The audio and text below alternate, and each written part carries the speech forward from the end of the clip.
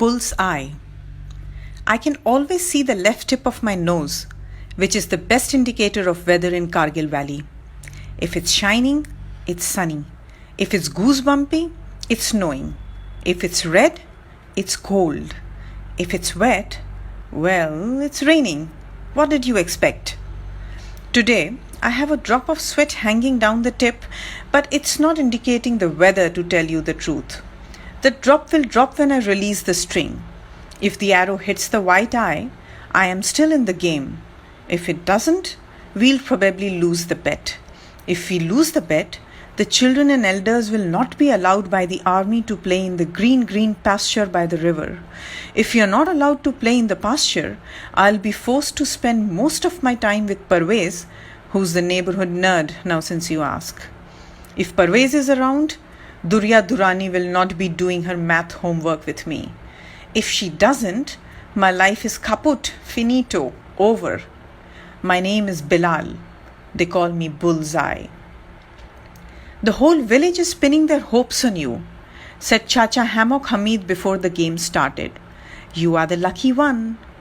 There's too much pressure to live up to the names they give you, if you know what I mean, unless you're called Hammock and expected to chill the whole day. For instance, this whole episode that led yours truly to be sweating on a nice, cool morning. Grandma Grumpy walked into the house 2 days back like a snowstorm.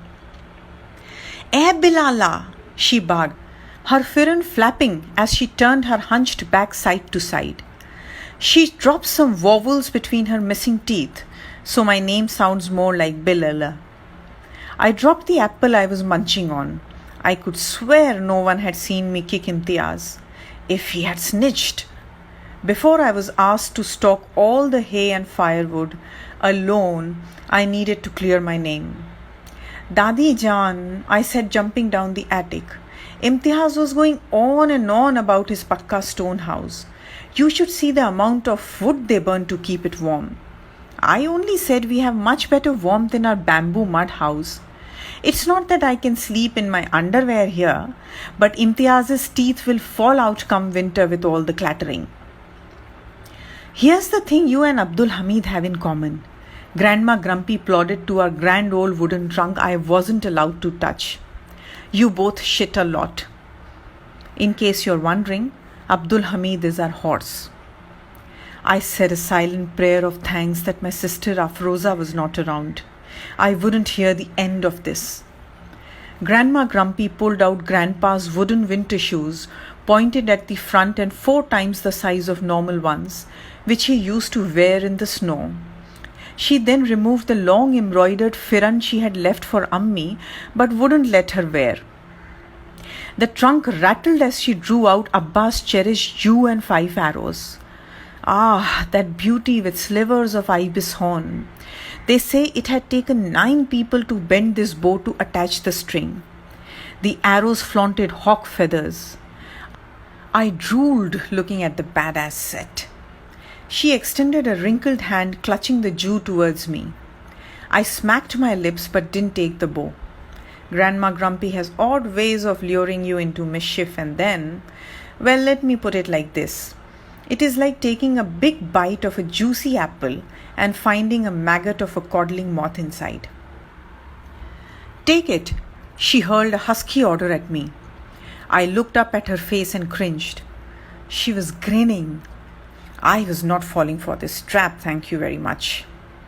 And yet here I am this morning, the pulled string pressing against my cheek and the evil eye of the freshly made mud target staring straight back at me. I can acutely sense everything around, including the drop of sweat on my nose. The golden rays of the morning sun are shining on the fluted slopes dusted with grass, craggy rocks and poplar trees. Distant snow-covered peaks remind me of vanilla cones. The air smells of goat pellets and wildflowers.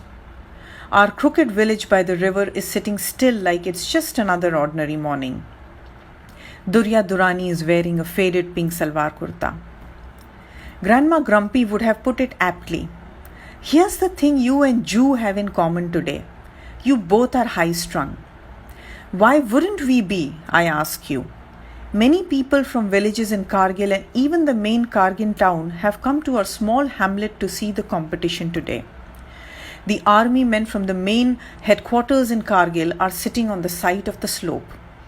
My chacha Hammock Hamid has come all the way from Dras, leaving my cousin Marhor Mohsin to take care of his horses. His friend Fayaz Turtuki, visiting from Turtuk, has stayed back withholding the jar of yak butter from me till I win. High strung. Why not, eh? The new Lieutenant Colonel Junaid Ali and Grandma Grumpy don't have any reason to be high strung. It is me who Durya Durani is watching from the crowd of spectators sitting behind me on the slope. Twang!